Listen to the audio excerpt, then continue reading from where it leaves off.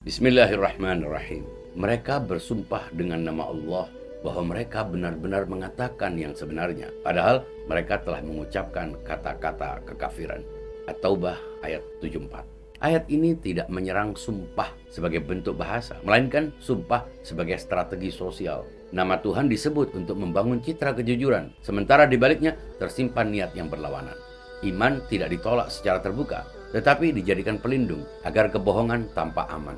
Al-Quran bahkan menggambarkan situasi yang lebih tajam. Orang-orang munafik bersaksi bahwa Nabi adalah Rasul Allah, sebuah pernyataan yang secara faktual benar, namun tetap disebut pendusta. Di sini ukuran kebenaran tidak berhenti pada isi ucapan, melainkan pada kesesuaian kata antara kata dan niat.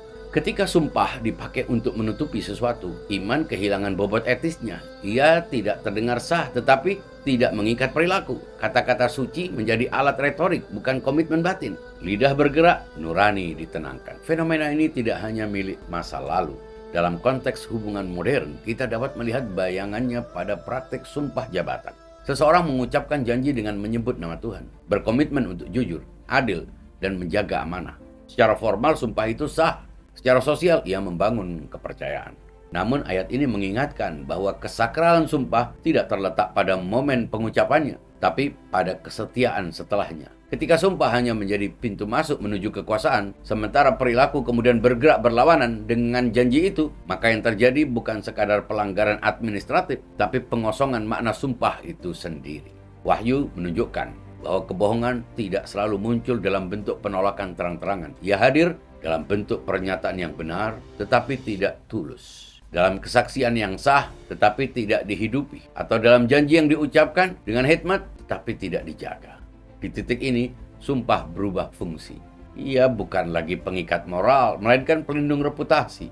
Selama sumpah telah diucapkan, seseorang merasa telah memenuhi tuntutan simbolik kejujuran, meskipun kenyataan tidak sejalan. Padahal, dalam perspektif wahyu, menyebut nama Tuhan justru memperberat tanggung jawab.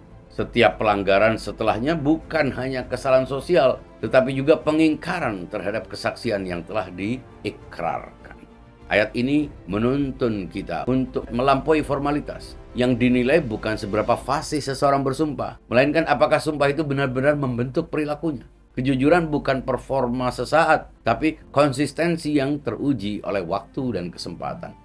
Karena pada akhirnya kata-kata dapat menenangkan pendengar, tetapi hanya tindakan yang menunjukkan kebenaran. Dan ketika sumpah tak lagi berfungsi sebagai pengikat nurani, ia justru menjadi saksi yang diam terhadap jarak antara ucapan dan kenyataan. Wassalamualaikum warahmatullahi wabarakatuh.